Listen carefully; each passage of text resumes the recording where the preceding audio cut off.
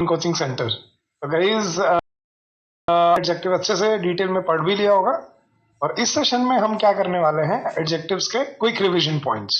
जो भी हमने उसमें कंसेप्ट्स पढ़े, जो भी हमने रूल देखे, उनको एक ब्रीफ वे में क्विक रिवीजन देते हैं, ताकि हम उसको अपने टाइम दोबारा से पूरे चैप्टर में ना लगाना पड़े, रिपीट कर करके आप इनसे ही पूरे चैप्टर को रिवाइज कर पाओगे। ठीक है, चलो गाइस शुरू करते हैं अपने quick revision points for the topic adjectives. ठीक है, चलो भाई सबसे पहले शुरू करते हैं एडजेक्टिव्स की definition. Adjective is a word that is used to add something to the meaning of a noun और a pronoun and describe about it. मतलब ऐड इन द सेंस का मतलब क्या है, किसी भी नाउन या प्रोनाउन में हम अगर क्वालिटी ऐड करते हैं, ठीक है, तो बेसिकली क्वालिटी ऐड करने को ही वो ऐड करना बोल रहा है।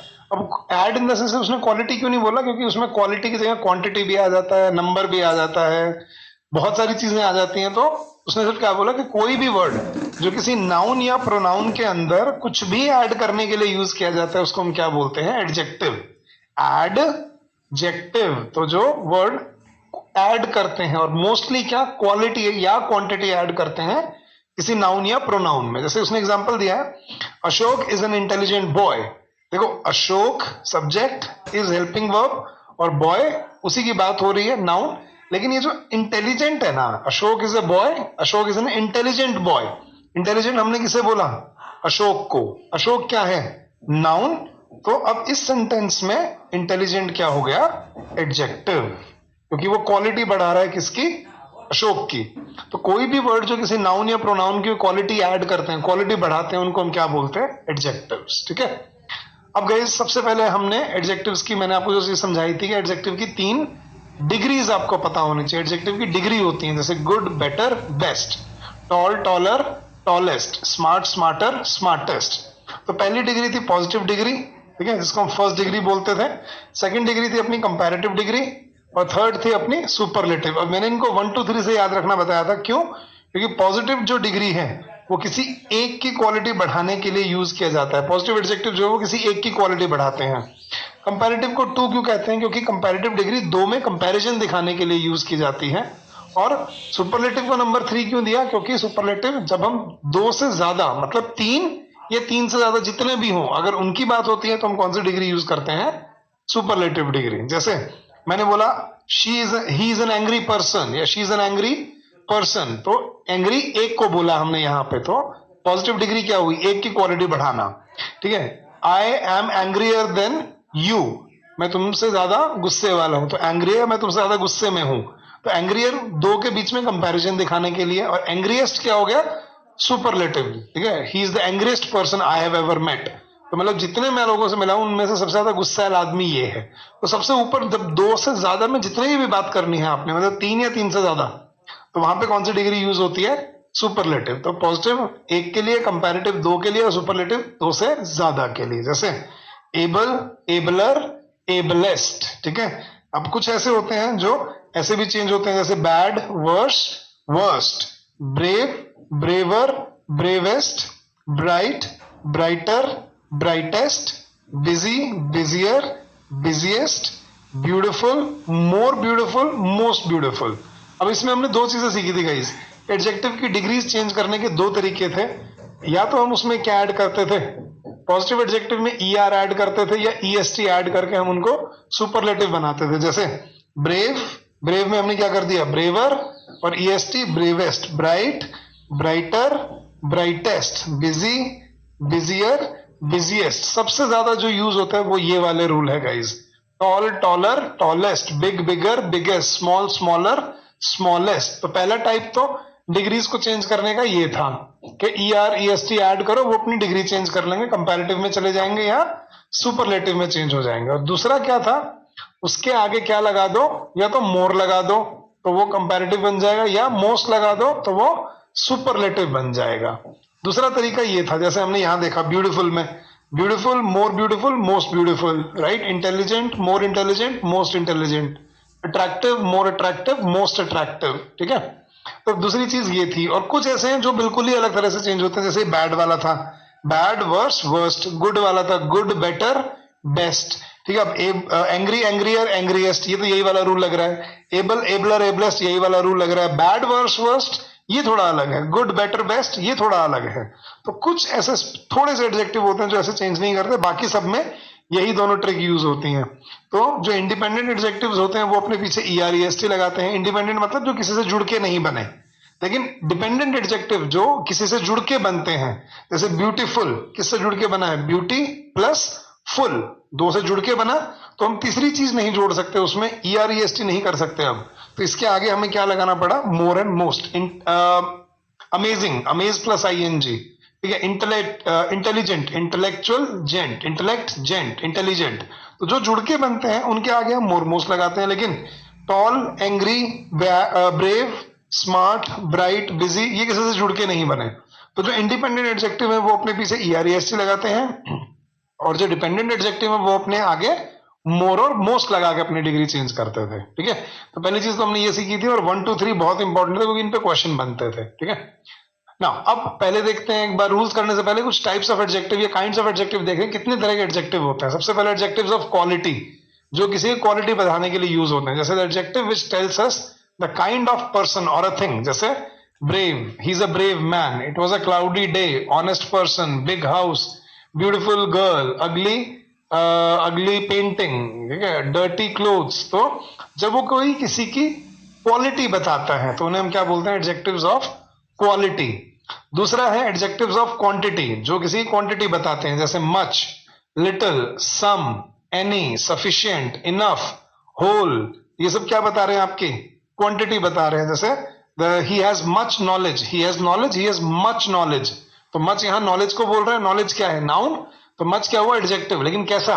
क्वालिटी वाला नहीं, क्वांटिटी वाला, ठीक है।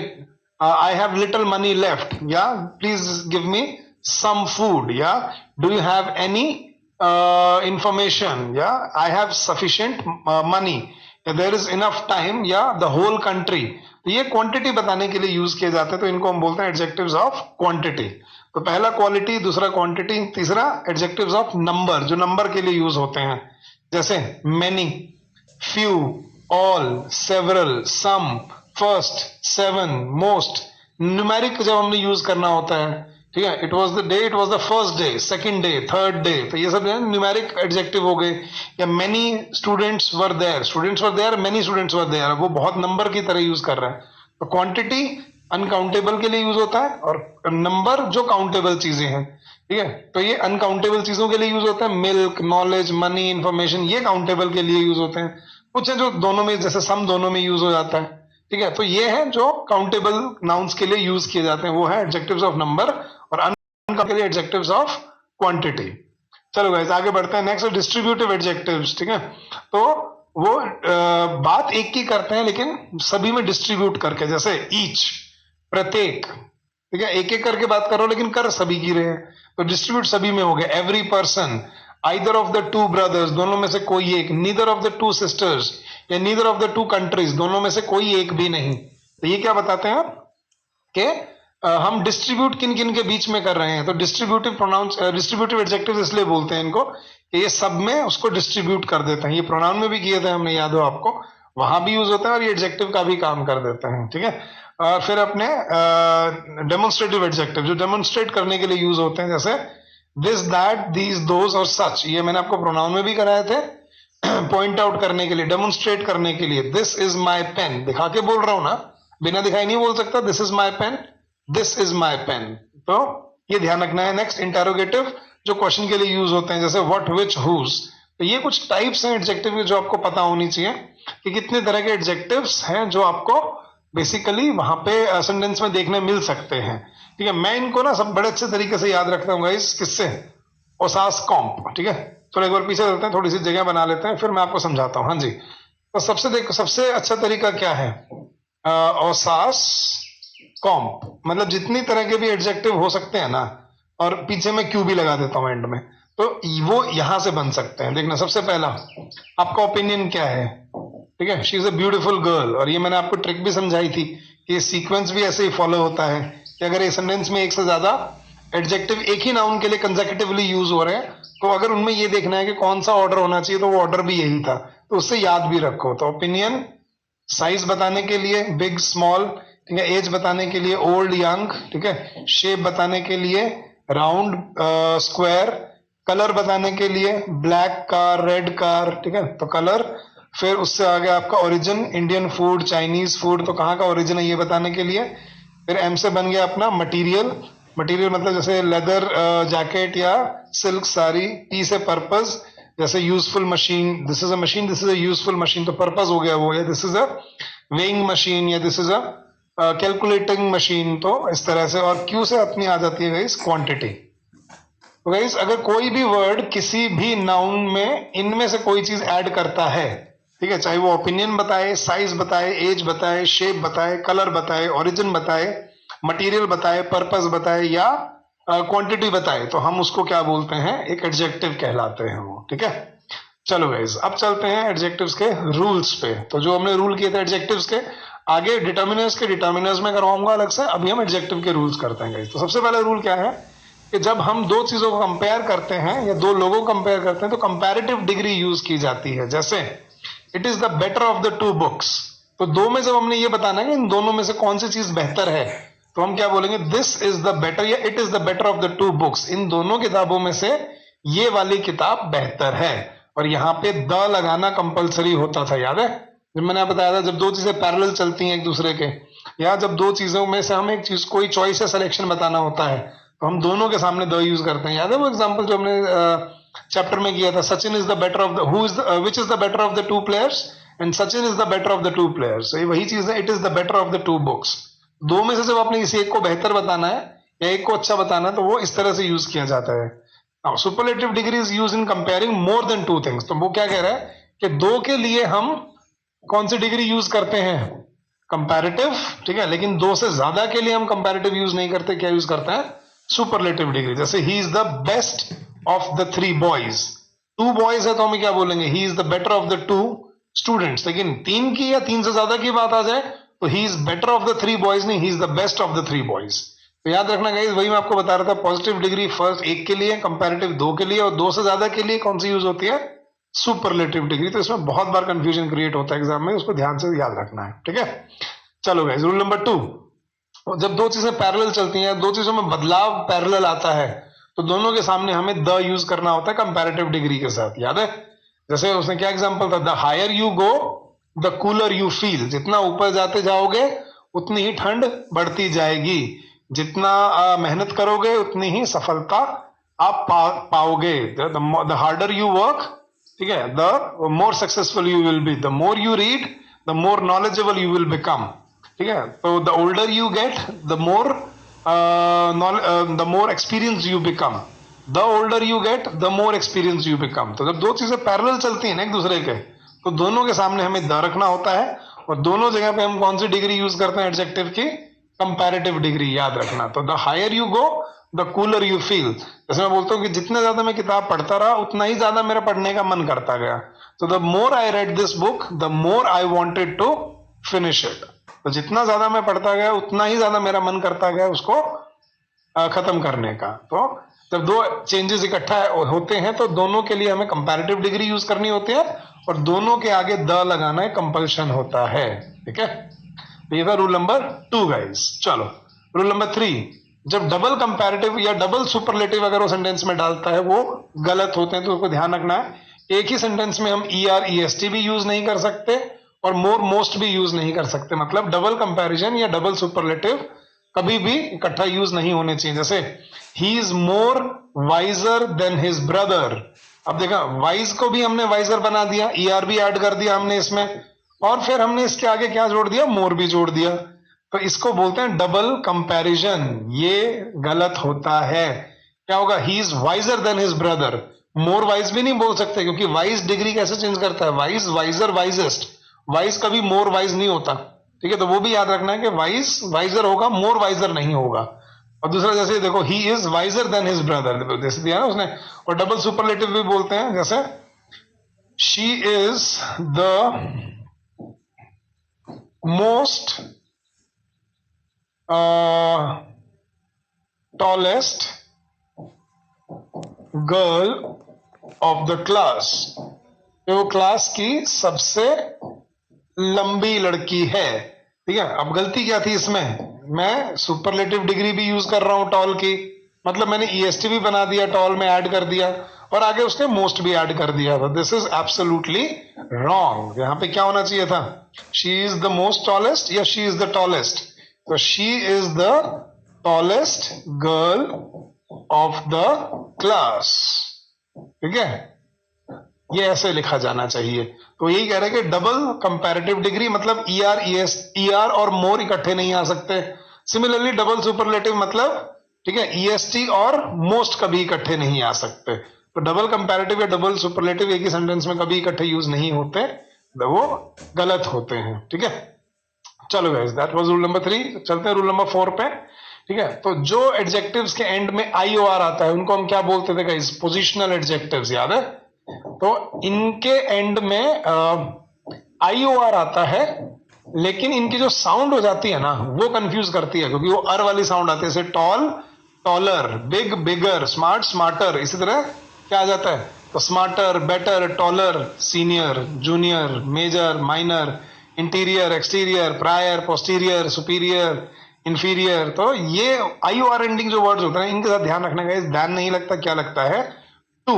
और क्या चीज है, ये कंपैरिजन के लिए यूज नहीं होते, दो अलग अलग पोजीशन बताते हैं। तो कौन से वर्ड थे, जैसे prior, junior, senior, superior, inferior, posterior, फिर मैंने और भी बताए थे आपको काफी सारे, इंटीरियर, एक्सटीरियर, फिर और उनमें क्या कहता है, एंटीरियर, अल्टीरियर, मेजर, माइनर और एल्डर और prefer.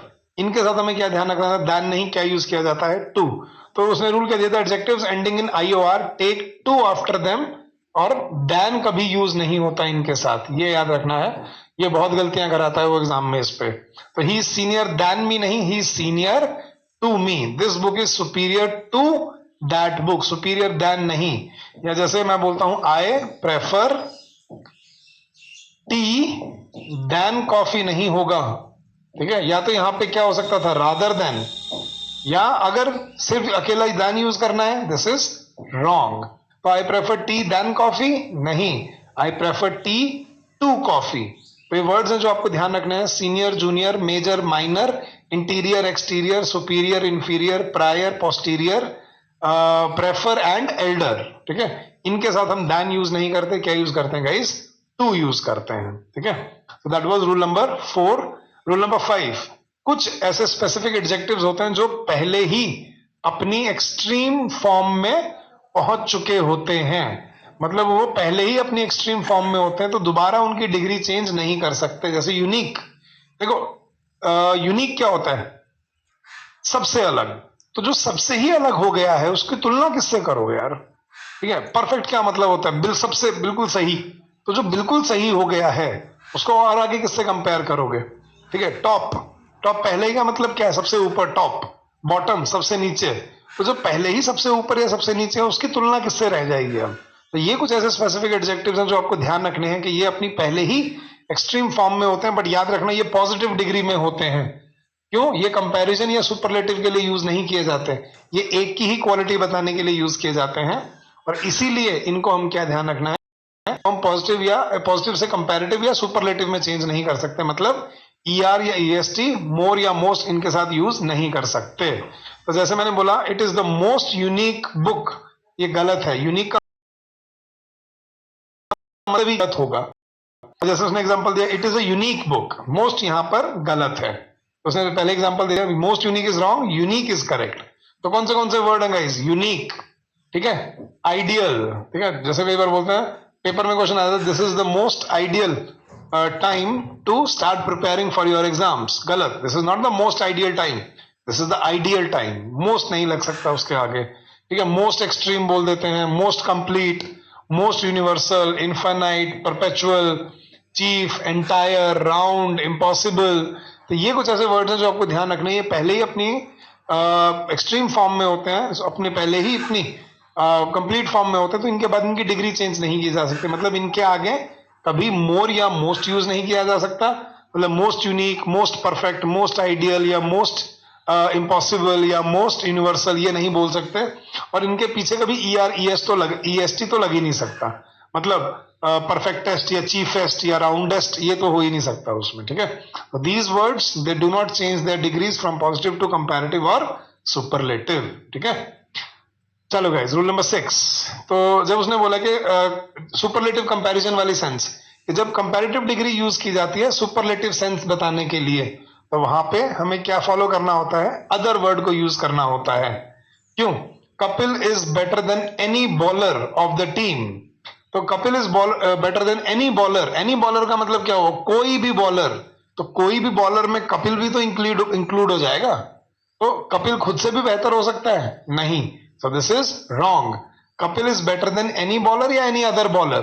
Kapil is better than any other bowler of the team, कि उसको छोड़ के किसी भी दूसरे बॉलर से कंपेयर कर लो, कपिल उससे बेहतर मिलेगा, ठीक है। जैसे हमने एक और नो भी की, no book is more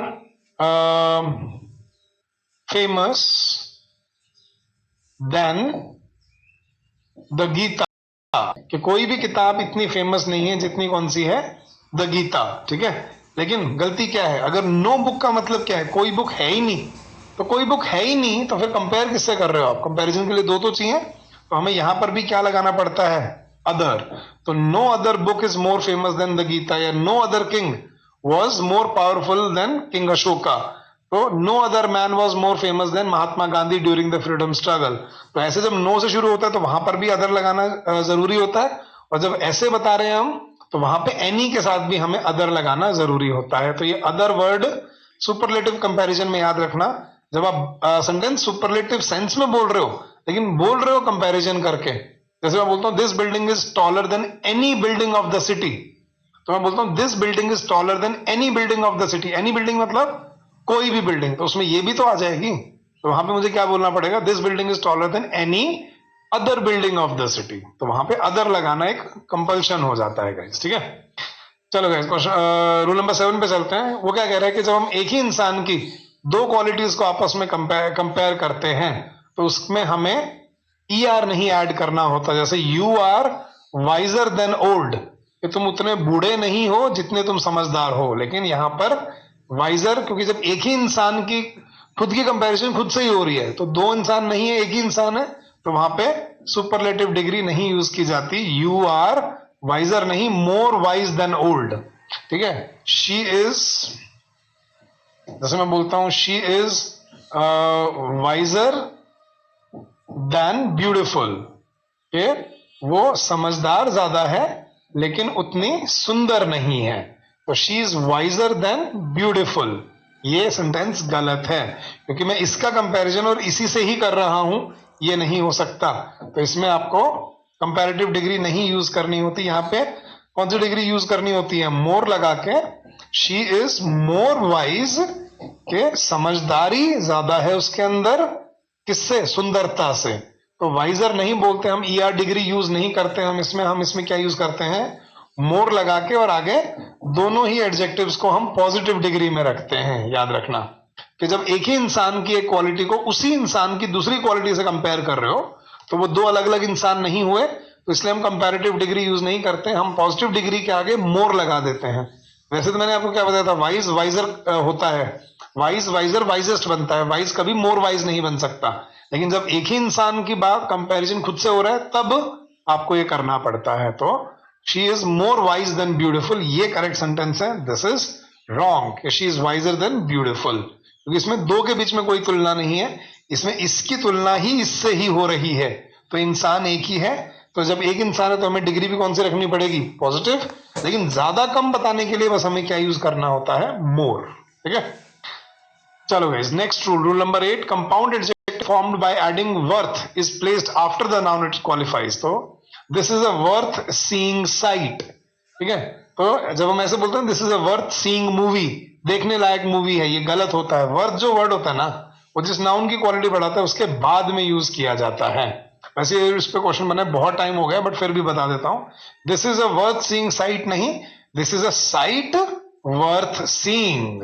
worth जब हम यूज करते हैं किसी नाउन की क्वालिटी बढ़ाने के लिए, तो उससे पहले नहीं, उसको बाद में यूज किया जाता है, ठीक है। तो this is a worth watching movie, या this is a movie worth watching, तो याद रखना, this is a worth watching movie नहीं, this is a movie worth watching, ऐसे बोला जाता है। ठीक है, चलो गाइस, रूल नंबर 9 कि जब दो ऑब्जेक्ट्स में कंपैरिजन बन रहा है तो रेपिटेशन अवॉइड करने के लिए हम दैट यूज करते हैं। याद है ना कि जब मैंने कहा था किसी एक नाउन के एक ऑब्जेक्ट को आप दूसरे नाउन के ऑब्जेक्ट से ही कंपेयर करना है, तो दूसरे नाउन के ऑब्जेक्ट के लिए हमें दैट यूज करना पड़ता है। वो वाला एग्जांपल याद है, द वेदर ऑफ मुंबई, और या क्लाइमेट बोल लो, वेदर बोल लो, कोई बात नहीं।